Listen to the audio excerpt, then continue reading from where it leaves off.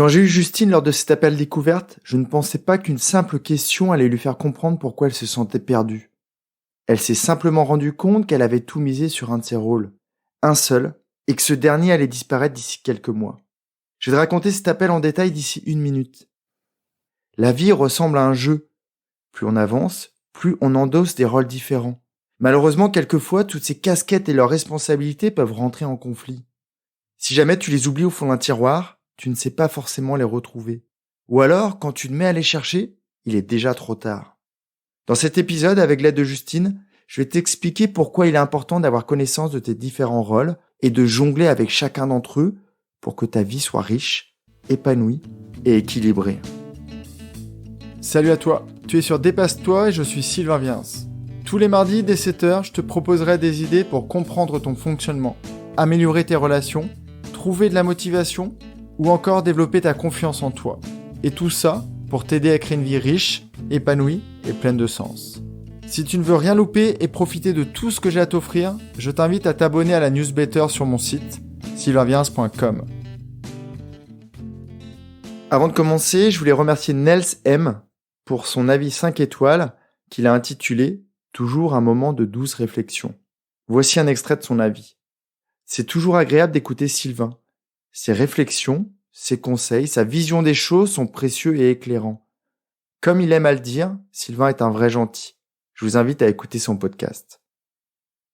Merci beaucoup Nels pour ton avis et si jamais toi derrière ton smartphone tu veux faire pareil, c'est avec grand plaisir que je lirai ce que tu m'as laissé. Avant de te raconter comment équilibrer les rôles dans ta vie, je voulais donc te raconter l'appel avec Justine. C'est une très gentille femme d'une 40aine d'années. Ou plutôt, je devrais dire une très gentille mère de famille, mais tu vas vite comprendre pourquoi je te dis ça. Elle prend contact avec moi car depuis quelque temps, elle se sent mal. Elle traverse un moment compliqué et elle a l'impression d'être arrivée au bout du chemin, à une sorte d'intersection. Mais elle ne comprend pas bien pourquoi, et surtout, elle n'a aucune idée des directions qui s'offrent à elle. Concrètement, elle s'embête à son travail et le considère comme quelque chose d'alimentaire. Elle gagne bien sa vie, mais elle n'y accorde aucune importance. Elle n'y prend aucun plaisir. Côté amoureux, elle n'a plus aucune relation avec son mari. Sa vie maritale ressemble à quelque chose proche du néant. Elle ne ressent plus rien, et il semblerait que pour lui, c'est pareil. Il ne partage plus aucun moment d'intimité. Côté amical, elle a aussi délaissé ses amis d'enfance. Avant d'être maman, elle sortait le week-end avec elle. Elle organisait des balades dans des parcs autour de chez elle. Elle prenait des week-ends proches de l'océan pour s'évader un peu de la ville, pour faire des randonnées, pour prendre du bon temps entre filles. Et au moins 2 fois par semaine, elle leur donnait des nouvelles au téléphone, des moments où elles se racontaient leur vie respective. Mais dès la naissance de son premier enfant, elle a laissé tomber une grande partie de tous ses rendez-vous. Il y a encore 20 ans, Justine pratiquait le dessin, plus précisément l'aquarelle, dont certains vestiges sont encore affichés au mur de son bureau. Elle faisait du roller, mais ces derniers prennent la poussière au fond d'un carton dans son garage. Elle chantait dans une chorale le mercredi soir, mais tout ça, c'était avant. Sans s'en rendre compte, elle a tout misé sur son rôle de maman. Dans ses mots, c'est une vraie maman poule. Elle se lève maman, elle respire maman, et se couche le soir épuisée d'avoir été une super maman. Elle adore ses 3 petits. L'un d'entre eux s'est envolé il y a 3 ans. Le second va s'envoler cet été. Et le 3e est encore à la maison. Mais pour plus très longtemps. Je n'ai pas besoin de beaucoup de temps pour poser la bonne question. Celle qui va mettre le doigt sur le problème et qui va la faire tomber. Elle va chuter dans un vide mental. Donc, l'été prochain, si j'ai bien compris, ton dernier poussin va s'envoler. À quel domaine de ta vie vas-tu accorder de l'importance ? Là, c'est un grand blanc qui s'installe. Exceptionnellement, je n'ai pas l'image, donc j'ai cru que je l'avais perdu. Allô, Justine ? Et là, j'entends un très très timide petit oui. Physiquement, elle est là. Elle a toujours son téléphone dans les mains. Elle est toujours assise sur son sofa, mais mentalement, elle n'est plus avec moi. Elle s'est projetée en juillet 2022 et elle a vu son nid complètement vide.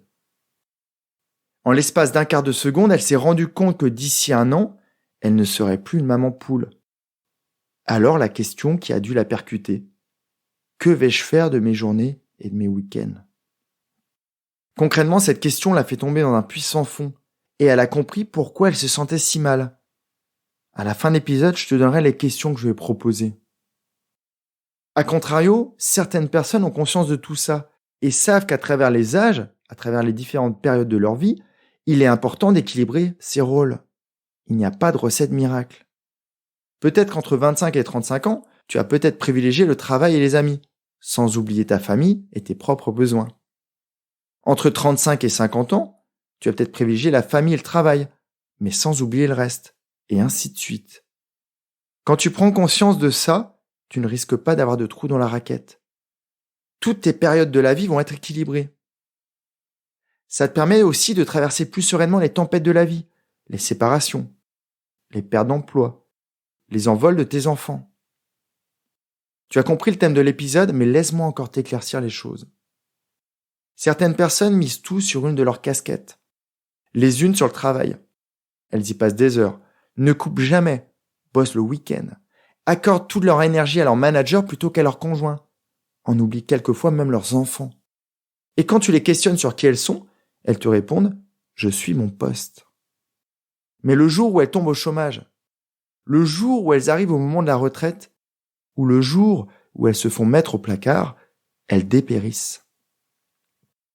D'autres, comme Justine, accordent tout leur temps et toute leur énergie à leur rôle de parent. Quelquefois, ces personnes en oublient ce qu'elles aimaient faire avant. Et quand le dernier poussin s'envole du nid pour l'université ou pour leur vie de jeune adulte, elles sont perdues et elles ne savent plus qui elles sont. Il y a plein d'autres options. Ceux qui ne pensent qu'à eux, et le jour où ils ont besoin de support, se sentent seuls et abandonnés. Il y a ceux qui ne pensent qu'à leurs amis, et quand chacun d'entre eux trouve un amoureux et fonde leur famille, ils se sentent seuls et n'ont plus rien à faire. Il y a aussi ceux qui passent leur temps à faire du sport et du jour au lendemain se blessent. Mettre tous ses œufs dans le même panier ou le même nid, pour reprendre l'exemple de Justine, ce n'est pas forcément idéal. Surtout que quand tu fais ça, une partie de tes besoins n'est pas couverte. Alors pour le combler, tu enfonces trop profondément la casquette et tu combles ce vide par le retour que tu attends dans les domaines que tu favorises. Il serait complètement illusoire de penser que ces domaines ne sont pas communicants. Je t'en parlerai en détail jeudi dans le courrier privé. L'idée n'est pas d'avoir trop de rôles. La quantité n'aide pas du tout et peut-être même que ça te ferait te disperser. Mais il est quand même sympa d'anticiper ces changements et de garder un équilibre conscient tout au long de ta vie. Martin est arrivé à la retraite sans avoir aucune passion personnelle. Malheureusement, il n'aura pas profité de ce moment car son anxiété, sa solitude, son ennui auront eu raison de sa santé. Juliette a accordé tout son temps et son énergie à ses études de médecine, mais malheureusement elle n'a pas eu son concours. Mathilde a donné sa vie à son mari, jusqu'à ce qu'elle apprenne qu'il avait trouvé mieux ailleurs. Tu vois tous ces scénarios qui te rappellent peut-être des histoires personnelles que tu as déjà entendues. L'idée n'est pas d'imaginer le pire, mais de toujours avoir un équilibre, ou tout du moins de placer consciemment le curseur dans les différents domaines de ta vie. Mais le plus important, ce n'est pas Justine, pas Martin, ni les autres, c'est toi. As-tu conscience de tes différentes casquettes ? Es-tu un papa trop poule ? Es-tu un collaborateur trop impliqué ?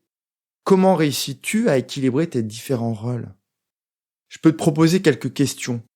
Pourquoi offrir tout ton temps à une activité où tu n'as pas suffisamment de reconnaissance ? Ne pourrais-tu pas sortir 30 minutes plus tôt et peut-être aller dessiner dans la nature ? Pourquoi attendre ta retraite pour redonner vie à tes passions ?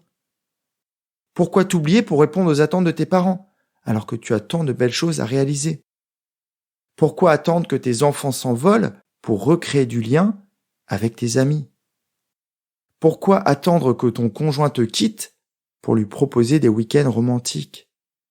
Comment peux-tu faire là tout de suite pour recréer la complicité et retrouver l'étincelle de tes premiers baisers ? Si on prend un peu de hauteur, pourquoi attendre d'être au pied du mur pour acheter une échelle ? Pour apprendre à l'escalader ou pour commencer à le déconstruire ? Plus tu te questionnes, plus tu décides de ton chemin de vie et plus tu te crées des opportunités d'avoir une vie riche, épanouie, pleine de sens et équilibrée.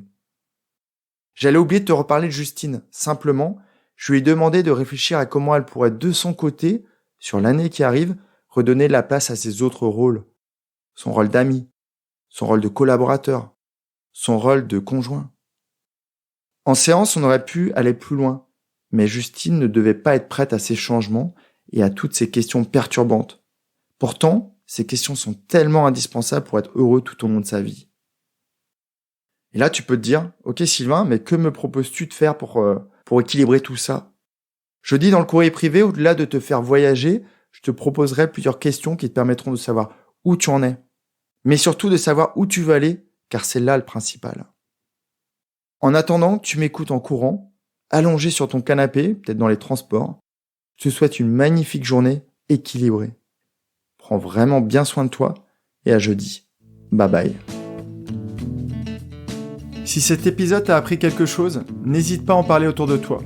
Dis-toi qu'à chaque fois que tu m'aides à le diffuser, tu fais tous les jours un peu plus pour aider tes proches et influencer positivement les gens qui nous entourent. Je te remercie très sincèrement pour ton écoute et je te souhaite vraiment le plus beau pour la suite.